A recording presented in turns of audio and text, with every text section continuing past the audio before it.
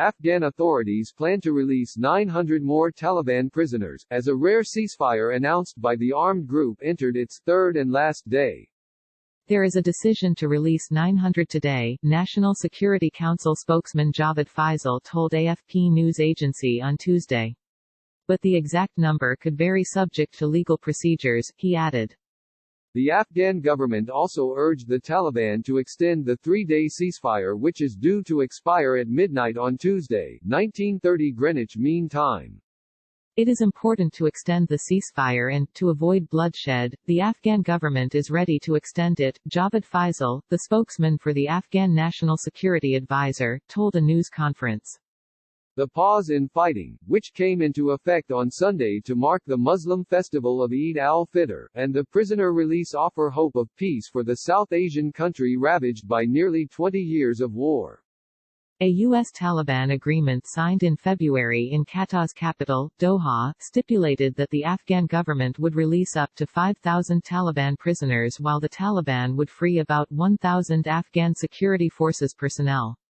But the prisoner swap has been delayed as Afghan President Ashraf Ghani refused to release all 5,000 Taliban prisoners at once. So far, Kabul has freed about 1,000 Taliban inmates, while the armed group had released about 300 Afghan security forces it held captive.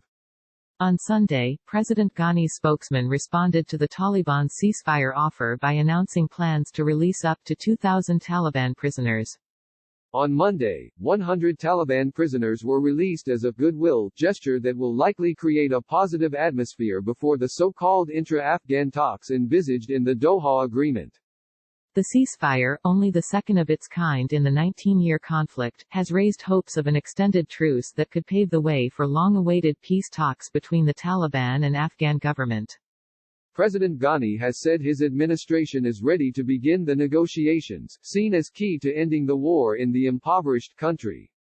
Government negotiators would be headed by Ghani's former rival Abdullah Abdullah after the two signed a power-sharing deal last week that ended a months-long political crisis. On Tuesday, officials said the ceasefire, the country's first initiated by the Taliban, had largely been observed.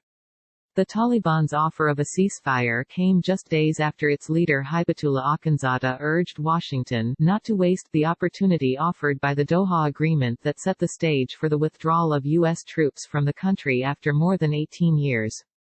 The only other comparable pause in violence came over Eid in 2018, an olive branch that had been offered by Ghani. Violence in Afghanistan escalated after the Taliban signed the agreement with Washington. U.S. Secretary of State Mike Pompeo has welcomed the ceasefire and said the freed Taliban fighters should not return to the battlefield.